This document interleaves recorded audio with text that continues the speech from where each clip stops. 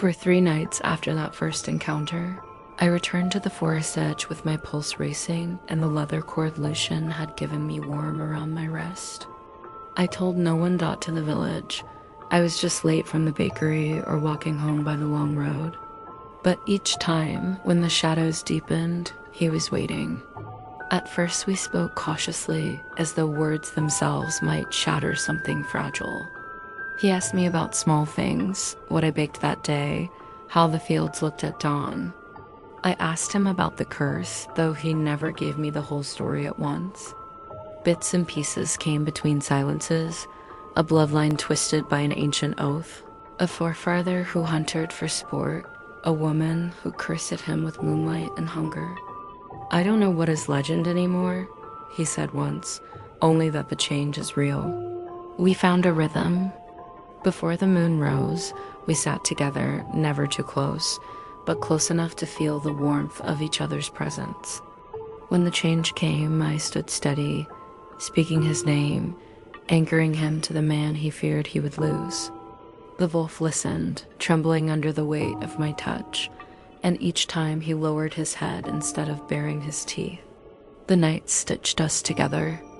I began to look forward to them, to the way his eyes softened when I handed him bread wrapped in linen, to the way his voice changed when he admitted what he missed most: rain on dry soil, summer fields, music carried badly but with heart. He spoke of them like a man confessing secret prayers. But in the village, whispers grew sharper, chickens slaughtered, sheep torn. Men muttered of setting traps, of carrying iron. I sat in the bakery listening, biting my tongue until it bled. That evening, I told Lucian what I had heard. He went still, his jaw clenched. "They'll hunt tomorrow," he said. "Stay away. If they hunt you, you shouldn't be alone. If they catch you with me, they'll call you witch." "Then let them," I said. He growled softly in frustration, but there was fear in it, too fear for me. "Elena, my mind is set. The hunters came sooner than we thought. I heard the bells they had tied to branches before I saw the torches. Lucian and I were by the riverbank when the sound carried through the trees." He caught my hands, pressing my palms against his chest as though trying to hold himself in place. "If they come, I'll run. Don't follow." "I won't let them hurt you," I said. "They won't listen." The bells rang again. Shouts rose, the moonlight sharpened, dragging at him, and I felt his body tremble.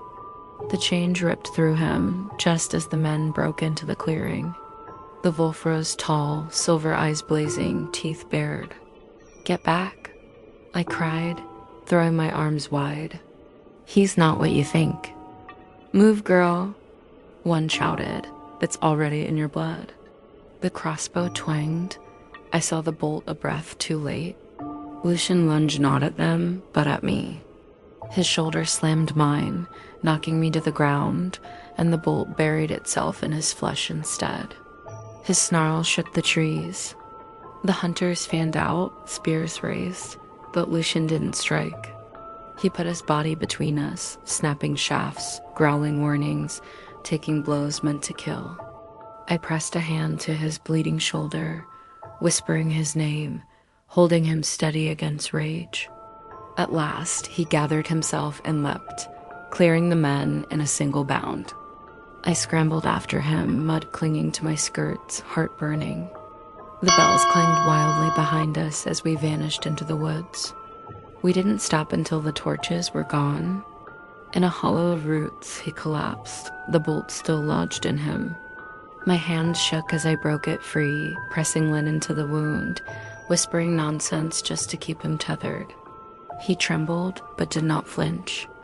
When the moon waned and his body returned to its human form, he lay half against me, sweat slick and bloodied. "You should have left me," he rasped. "You took an arrow for me," I said. "We're both bad at leaving."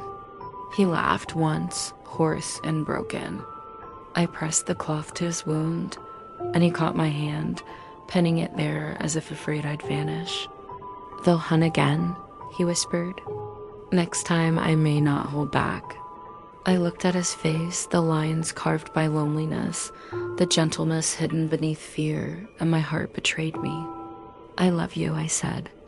The words escaped like a confession too long caged. He closed his eyes, pain and wonder flickering across his face.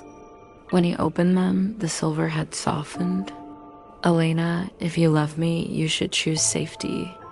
"I already did," I whispered. "I chose you." We sat together until dawn broke through the branches, making the world ordinary again. But nothing was ordinary anymore. The hunters would return. The moon would grow stronger. And we both knew that soon, choice would no longer be something we could delay.